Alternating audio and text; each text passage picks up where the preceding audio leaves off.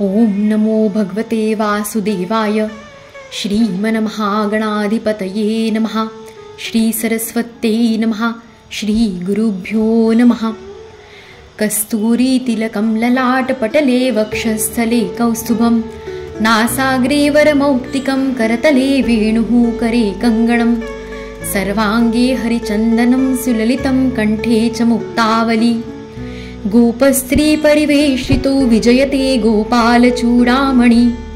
कृष्णाय वासुदेवाय हरये परमात्मने प्रणतक्लेशनाशाय गोविन्दाय नमो नमः. वक्रतुण्डमहाकाय कोटिसूर्यसमप्रभ निर्विघ्नं कुरु मे देव सर्वकार्येषु सर्वदा. सरस्वती नमस्तुभ्यं वरदे कामरूपिणि. विद्यारम्भं करिष्यामि सिद्धिर्भवतु मे सदा. गुरुर्ब्रह्मा गुरुर्विष्णु गुरुर्देवो महेश्वर गुरुरेव परं ब्रह्म तस्मै श्री गुरवे नमः. नमस्ते भगवन् व्यास वेदशास्त्रार्थ कोविद. ब्रह्मा विष्णु महेशानां मूर्ते सत्यवती सुत. शूकरूप प्रबोधज्ञ सर्वशास्त्र विशारद. एतत्कथा प्रकाशेन मदज्ञानं विनाशय. अश्वत्थामा बलिर्व्यासौ हनूमांश विभीषणः. कृपा परशुरामश्च सप्तैते चिरञ्जीविनः. श्री भगवते गोपाल कृष्णाय नमः. श्री नारदादि भागवतेभ्यो नमो नमः. हृदयान्तरी वसेतु श्री गुरुमाऊली.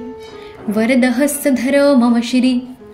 तव प्रेमलाभो जन्म जन्मान्तरी. उद्धारावे कृपाळवा श्रीहरिराया.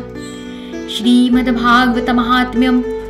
कृष्णं नारायणं वन्दे कृष्णं वन्दे वजप्रियं.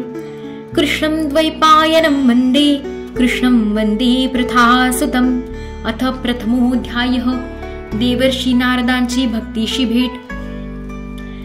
जगाची उत्पत्ती, स्थिती आणि विनाश ज्यांच्यामुळे होतो तसेच आध्यात्मिक, आदिदैविक आणि आदिभौतिक असे तीनही ताप जे नाहीसे करतात त्या सच्चिदानंद स्वरूप भगवान श्रीकृष्णांची आम्ही स्तुती करतो. मौंजी बंधन होण्यापूर्वीच लौकिक वैदिक कर्मे सोडून श्री शुकदेव संन्यास घेण्यासाठी निघाले तेव्हा त्यांचे वडील व्यास विरह दुःखाने व्याकुळ होऊन पुत्रा पुत्रा म्हणून हाका मारू लागले. त्यावेळी शुकदेवांच्या तन्मयतेमुळे वृक्षांनीच त्यांच्या वतीने ओढ दिली. अशा सर्वभूत हृदय स्वरूप श्री शुकमुनींना मी प्रणाम करतो. भगवत कथामृताचे पान करण्यामध्ये कुशल असणाऱ्या मुनिवर शौनकांनी नैमिषारण्यात आसनावर बसलेल्या महाबुद्धिमान सुतांना नमस्कार करून म्हटले. शौनक म्हणाले, सूत महोदय, अज्ञानांधकार नष्ट करण्यासाठी लागणारे ज्ञान आपल्या ठाई कोट्यवधी सूर्याच्या तेजाच्या बरोबरीचे आहे. कानाला अमृता समान असणारी सारभूत कथा आपण आम्हाला सांगा. भक्ती, ज्ञान आणि वैराग्यद्वारा प्राप्त होणारा महान विवेक कशामुळे वृद्धिंगत होतो, तसेच वैष्णव मायामोहापासून कसे मुक्त होतात. या घोर कलियुगामध्ये मनुष्य प्राणी बहुधा आसुरी स्वभावाचे आहेत. विविध तापांनी पोहलेल्या या जीवांना शुद्ध दैवी शक्ती संपन्न होण्याचा सर्वश्रेष्ठ उपाय कोणता? आपण आम्हास आता असे शाश्वत साधन सांगा की ज्या योग्य अधिक कल्याण होईल, जे पवित्रांनाही पवित्र करू शकेल आणि भगवान श्रीकृष्णांची प्राप्ती करून देईल. चिंतामणी लौकिक सुख देऊ शकतो, कल्पवृक्ष स्वर्ग प्राप्ती करू देऊ शकेल, परंतु सद्गुरू प्रसन्न झाल्यावर योग्यांनाही दुर्लभ असे वैकुंठधाम प्राप्त करून देतात. सूत म्हणाले, शौनक महोदय, तुमच्या हृदयात भगवत प्रेम आहे म्हणून मी विचारपूर्वक तुम्हाला जन्म मृत्यूचे भय नाहीसे करणारा सर्व सिद्धांताचा निष्कर्ष सांगतो, ज्यामुळे भक्ती प्रवाहाला वेग येतो आणि जे भगवान श्रीकृष्णांच्या प्रसन्नतेला प्रमुख कारण होऊ शकते ते साधन मी तुम्हाला सांगतो. लक्षपूर्वक ऐका. कलियुगात मनुष्य प्राणी कालरूपी सर्पाचे भक्ष झालेले आहेत. या त्रासाचा संपूर्ण नाश करण्यासाठी श्री शुकदेवांनी श्रीमद भागवत शास्त्रावर प्रवचन केले आहे. मनशुद्धीसाठी यापेक्षा श्रेष्ठ असे कोणतेही अन्य साधन नाही. मनुष्याच्या अनेक जन्मांचा पुण्याचा उदय होतो त्याच वेळी त्यास भागवत शास्त्र ऐकावयास मिळते.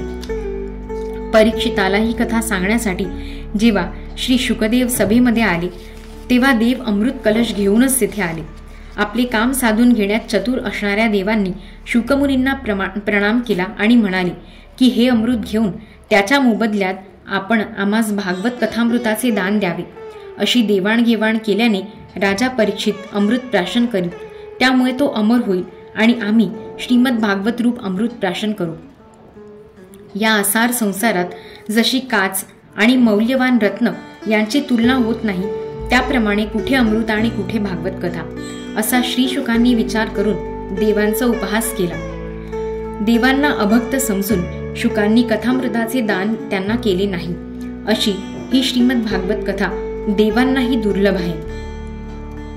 पूर्वी श्रीमद भागवत कथा श्रवणानेच राजा परीक्षिताला मोक्ष प्राप्त झाला होता. हे पाहून ब्रह्मदेवांनाही आश्चर्य वाटले होते. त्यांनी सत्यलोकात अन्य सर्व साधने तराजूवर तोलून बघितली. भागवताच्या तुलनेत अन्य सर्व साधने कमी वजनाची भरली आणि भागवताचे पारडे जड झाले. हे पाहून सर्व ऋषीही अतिशय आश्चर्यचकित झाले. त्यांनी निर्णय केला की कलियुगात भगवत रूप असे भागवत शास्त्रच पठण श्रवणाने तात्काळ वैकुंठ लोक प्राप्त करून देते. सप्ताह विधीने श्रवण केल्यावर भागवत खात्रीने मुक्ती प्राप्त करून देते. हे शास्त्र पूर्वी दयाद्र अंतःकरणाच्या सनकादिकांनी देवर्षी नारदांना कथन केले होते.